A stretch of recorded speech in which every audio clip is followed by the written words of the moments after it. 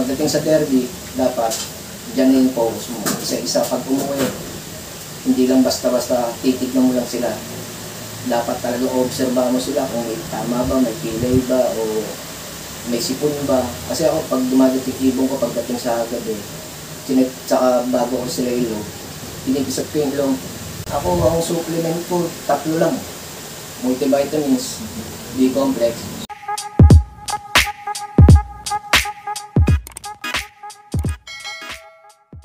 Doon, ako nga pala si Michael Flores ng St. Joseph 7, marinig ko yung Laguna. Nahilig ko ng pagkakalapate nung napatira kami dito sa St. Joseph. Actually, nahilig talaga sa kalapate. Pero, through the race, talagang pagkakarera, noong 2014, nag-start ako ng bigay lang na ibon, tapos nainganyo ako ng mga naglalaro sa labas, sa Marino, na may pigeon race nga daw.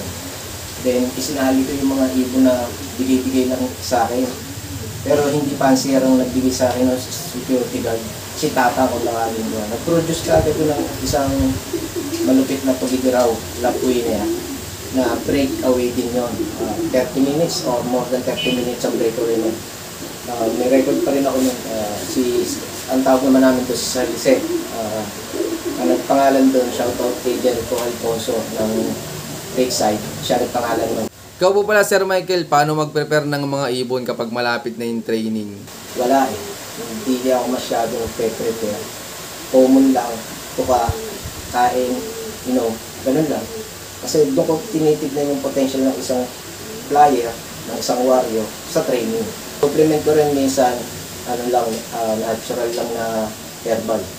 Yung mga malunggay, bilabano, talbos ng kamote, gano'n. Ang curing ko naman, sibuyas, bawang, mga gano'n, luya, gano'n lang.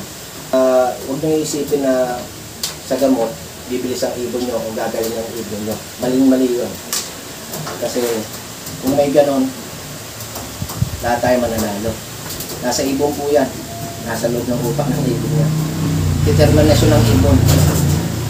Actually, minsan nga nababasa din paniniwala ako na sa ibon na pag ginawa ko, okay siya, maganda siya. Hindi po yun doon. Kahit maliit ang ibon, kahit malaki ang ibon, kahit pangit ang ibon, kayang umuwi sa malayo. Depende sa determinasyon. Parang tao lang din yan. Wala sa physical appearance, pero nandoon sa puso niya, isip niya, kung paano mag-perform at ganapin yung dapat para maging manalo. Kaya observation lang, tulong lang. Ang bilang pansier, ang lagi natin tandaan, to help them to be success sa karera nila, sa paglitan nila. Dine-develop lang na natin yung strength nila, kaya nga tinawag na training para sa tao, isa kang athletic, kailangan mo ng tamang tulog, tamang vitamina, tamang mas special pagkain, at environment. Pag yan nabigay mo, guaranteed ko sa'yo, lalayo ibon mo. Pero yung magka-champion, hindi ko masasabi yan kasi nasa ibon mo. Basta sa training, tandaan nyo, bigay nyo lang yung, kumbaga, as an athletic, ibigay nyo lang yung common needs para mag-group sila. Yun, maraming salamat po, Sir Michael. Pag malapit na po yung derby, paano pong diskarte mo, Sir? Yung last 2 training or last 3 training, nag-adjust na ako, pinabalik ko sila sa 0. Ibig sabihin, nag-medication ako. Depende sa ibon. Pag nakita akong medyo alanganin yung ibon, nag-deworm ako, tinitignan ko yung droppings nila kung okay. Balik ulit. Deworming, tanggal ng cutters, linis ng throat, linis ng bituka, probiotic, immuno, booster, kailangan natin yan. Tapos sa mga multivitamins, magpapasok ka na niya bago mag-derby. Para ma-adapt na nila at makapag-advance na sila pagdating ng derby, pag nagbigay ka, hindi sila maninibago. So pagdating sa derby, dapat dyan na yung focus mo. Isa-isa pag umuwi, hindi lang basta-basta titignan mo lang sila. Dapat talaga obserbahan mo sila kung may tama ba, may kilay ba, o may sipon ba. Kasi ako, pag dumadating ibon ko pagdating sa gabi, tsaka bago ko sila ilog, pinipisap ko yung ilong. Kasi ang inborn naman sa atin na may sipon. Kaya lang, lumalala. Nagmamanipulate yun. So, dapat maagapan natin yun. Pag medyo parang marami yung ilong, pag-uwi tayo, tanggalin yun, o linisan natin yun para pagdating ng race, hindi sila hirap huminga, makapag-perform sila ng maganda, makakauwi sila ng maganda. Yun, maraming salamat po, Sir Michael. Yan, Sir Michael, pagdating po ng derby, ano yung mga binibigay mo sa ibon mo tsaka mga ginagawa mo kapag derby na? Ako, ang supplement ko, 3 lang. Multivitamins, B-complex, super B12. Tapos isang mahiwagang tubig. Yun. Kasi hindi naman ako masyadong magamot. Kasi lalo ko pinahirapan yung ibon eh. Nakakasunog din sa katawan ng ibon. Napapansin niyo, pag lagi kayo nagamit ng gamot, nagbabayolot yung kill nila. Naiipon nyo na doon, yung pagod nila, saka yung epekto ng gamot. Synthetic kasi yan eh, may side effect yan, pwedeng mabago yung lakas ng ibon. Pero kung lessen yung pagbigay nyo, konti lang, mild lang, tinutulungan nyo lang. Ang sabi ko nga, ulitin ko, sinusuportahan lang natin yung ibon. Hindi tayo pwedeng manguna sa ibon. Huwag mong pilitin yung gusto mo, kasi masisira ang ibon. Suporta lang tayo. Yung sinasabi nila ng iba na ako masusunod, ito yung program ko.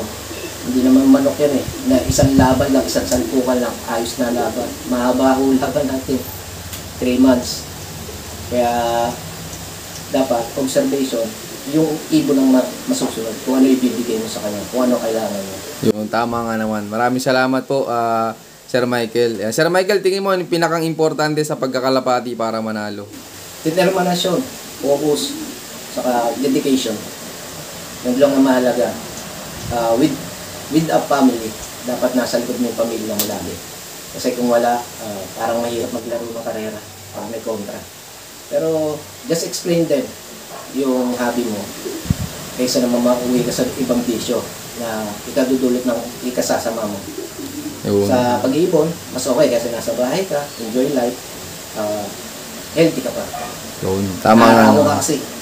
Tama nga naman. Yun, maraming salamat, Sir Michael. Yan. Sir Michael, ikaw, ano namang mabibigay mong payo sa mga viewers natin dyan na hindi pa nakakatikim ng panalo?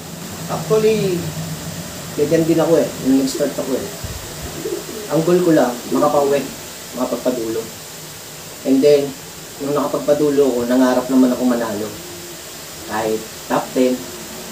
Nung pumasok ng time na naging top 10, pinangarap ko na naman maging champion. Then nung naging champion ako, hindi pa rin ako satisfied. Ang gusto ko naman, season by season, papasok ako sa top 10 kahit hindi mag-champion. Kung upgrade lang ng upgrade, huwag ka magsawa, mag-aaral ka na mag-aaral. Every race mo, unang-una tandaan mo, ang kalaban mo sarili mo. Kasi hindi kuha pansir ang kalaban mo.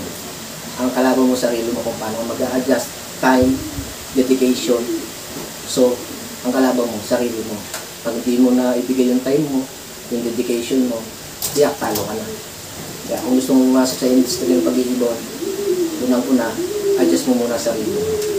Pero madali lang yun, kung love mo yung pinasok mo. Parang sa isang bukasyon, kung gusto mo makuha yung goal mo, pagsikapan mo lang. Walang mahirap kung tsatsagayin mo. Ang pag-iibon, napakahiwaga, napakasaya. Kaya enjoy lang ang paglalaro. No basher, just play. Sabi nila, let the pigeon talks. Yun, tama nga naman. So yun, sir, gaano naman kasaya sa pagkakalapati? Napakasaya. Nagkakaroon ng extension yung family mo. Instead na mother, father, daughter, son, kakaroon ka ng pamilya ulit. Ng panibago, yan yung mga kalapatids, kaibigan, mga tropa. And then, yung enjoyment, excitement pag dumadating yung ibon. The best. Muli, ito nga pala si Michael Mero Flores ng St. Joseph 7, Marinate, Cabuyao, Laguna. I love this game. Yon, maraming salamat sa patuloy suporta mga kaibon. At siyempre maraming salamat din kay Sir Michael yan, sa pag-unlock na makapag-log dito sa kanya. Kaya sir, baka pala may mga gusto kang i-shoutout dyan. Big shoutout kay Boss Tilo Asielo ng St. Joseph. Si Boss, okay yan. At sa mga ibang tropang leader, shoutout si Alvin. Basta marami pang iba. Shoutout na lang sa inyong lahat. At sana maging mapayapa ang ating paglalaro sa Pilipinas. Yun, shoutout sa inyo lahat at syempre shoutout din sa lahat ng mga patuloy na sumusuporta dyan at abangan nyo ba yung mga susunod kong palop visit. So yun, keep watching and God bless you all. Thank you.